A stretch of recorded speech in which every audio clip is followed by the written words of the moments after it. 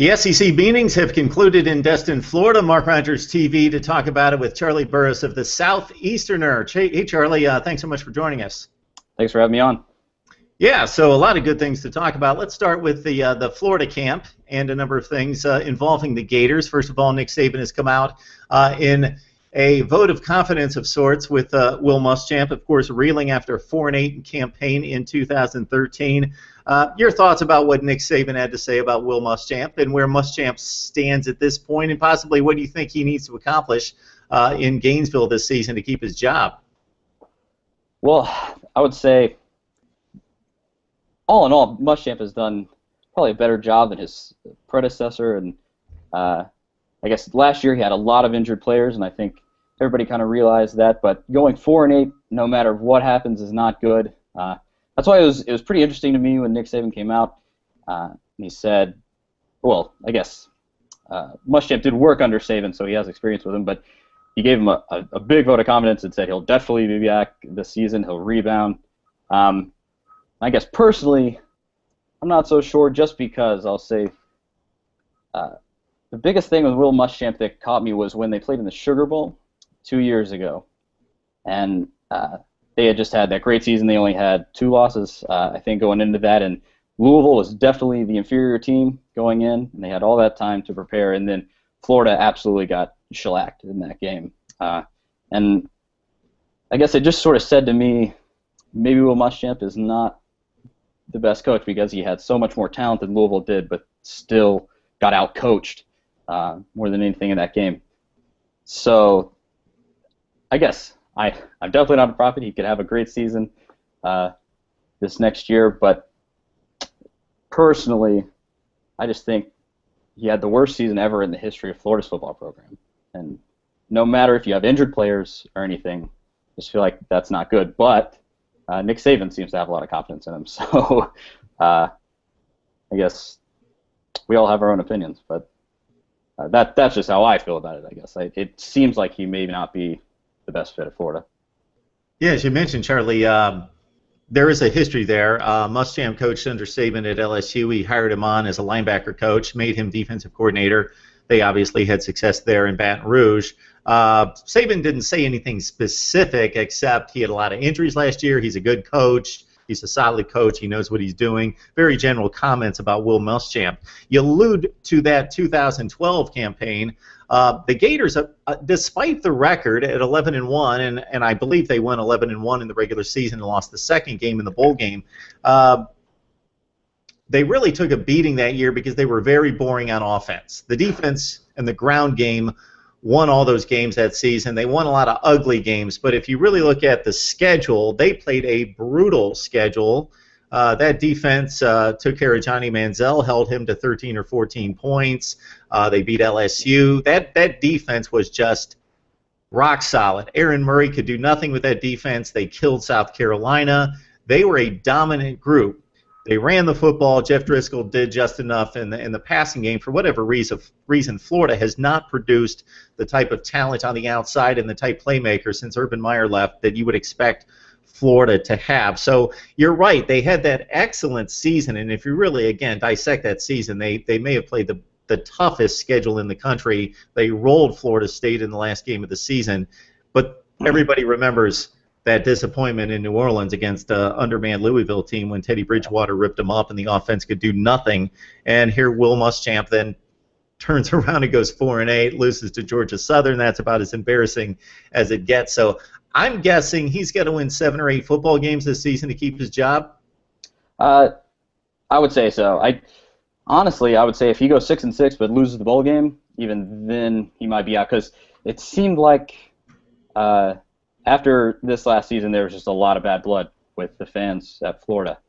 And I could definitely see there being a lot of dissension if he really doesn't win 8 games this year, I would say. There would be a lot of people calling for his job. So somewhere at the very least 6 games. Now, Charlie, did Will Muschamp really know what he was saying when he mentioned we don't want to play FCS teams?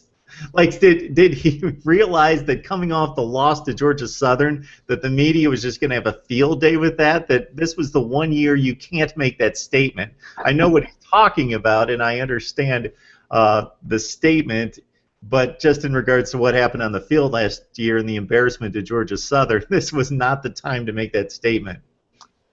Yeah, well, I feel like he has to know what he's saying, and I think that was the biggest turning point of last year. People were like, okay, he has a lot of injuries, but we didn't lose to an FCS team, and then they lost to an FCS team, so he just has to know. I don't know. Really, there's almost no reason to say that. Just keep that in-house, and nobody is going to know the wiser. You don't have to tell anybody except the people that are making the schedule at Florida who you're going to schedule. So certainly he knew. But I will say there's also been a lot of talk just about the SEC teams playing better opponents for their non-conference games. I mean, the FCS, playing FCS teams is good, and it's good for those programs because they make a lot of money off that, and it helps keep those programs afloat. But they're not fun to watch on TV. They're not making anybody real money. So he's definitely right when he says the fans want to see better opponents on the field. But at the same time, I'm sure he knew that people would say, you probably don't want to play FCS teams because of Georgia Southern. Well, Charlie, I've got a pretty simple formula for this. If you're in the SEC or the ACC or just about every other conference that plays an 8-game conference schedule, you've got 4 games to deal with. Play one game that's just an awesome, monumental game. Go play USC or Ohio State or Oklahoma or somebody. Love to see more games like that. At least play one game like that.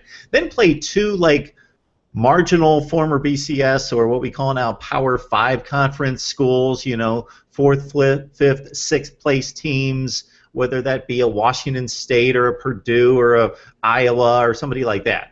And I would think in the SEC they play a lot of ACC schools, play Georgia Tech, play somebody like that, NC State, and then play that one school, that FCS game against Winthrop or somebody in state that you need to help out, and I understand that. So you can still have an extremely difficult non-conference slate that's very respectable and still get in what we used to call the 1AA school, the FCS school on the slate. So on the flip side of that, Charlie, of course, Nick Saban came out and said we should only be playing Power 5 conference teams.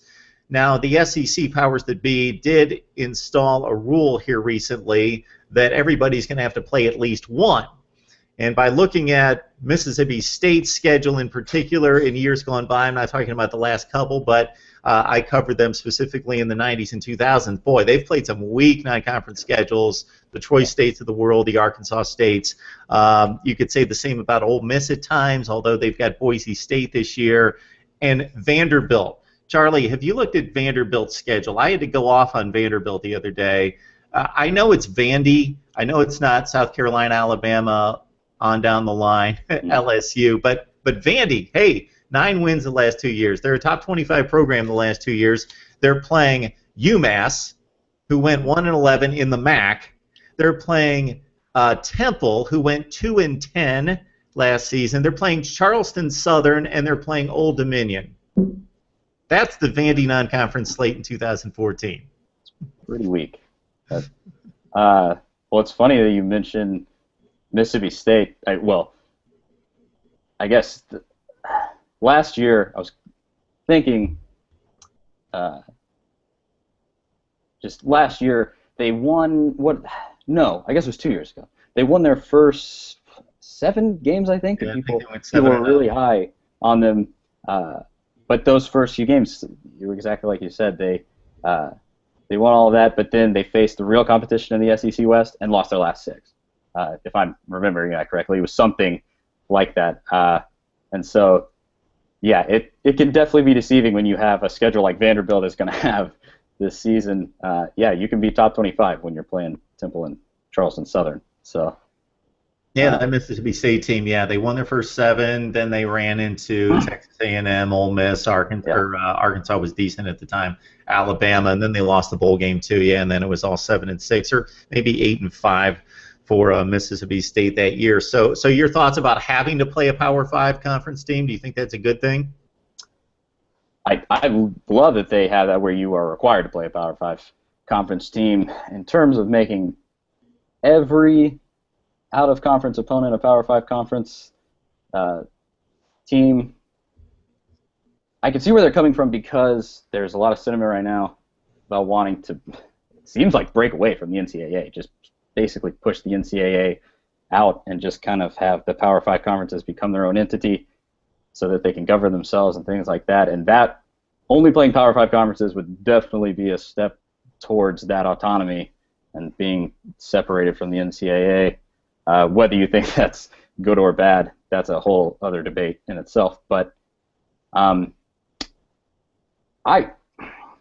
definitely like the one team, but the 5 teams, or at all of the opponents being Power 5, I don't know if I'm necessarily for it. Because, like I said earlier, a little bit much. Yeah, and it's good for FCS programs. Like I said earlier, it's good. Makes them a lot of money to go and get pounded in Tuscaloosa. But yeah, I don't mind seeing that game. You need a break every now and again in the middle of an SEC football season. That's for sure.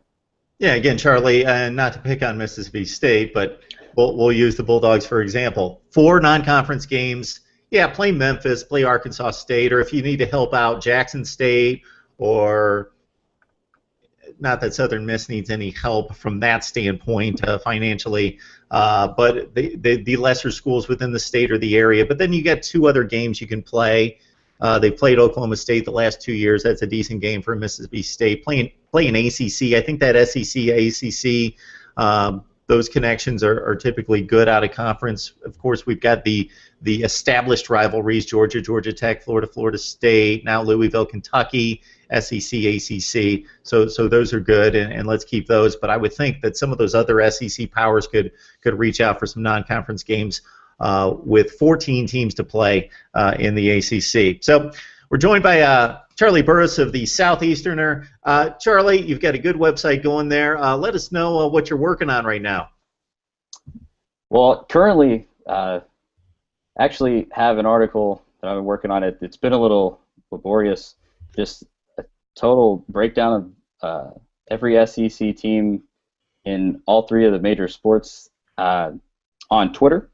I basically just looked at how many followers every team has and how they rank. I made graphs for it, and basically just kind of had an analysis of maybe why certain teams have so many more followers than others, and what other teams do right over others on social media. Because there are some teams like Florida, the university actually doesn't have its own Twitter account or set of Twitter accounts. It's an outside entity. So it's been interesting just to kind of see how they all treat social media, and really it's reflective a lot of how well the programs are managed in real life, I guess you would say. And it's been interesting to see. And that, I don't know when I'm going to put that out, whenever I'm done, sometime soon, in the next few weeks.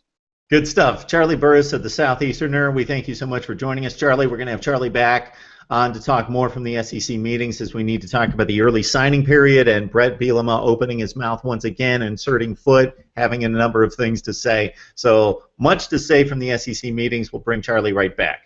Thanks.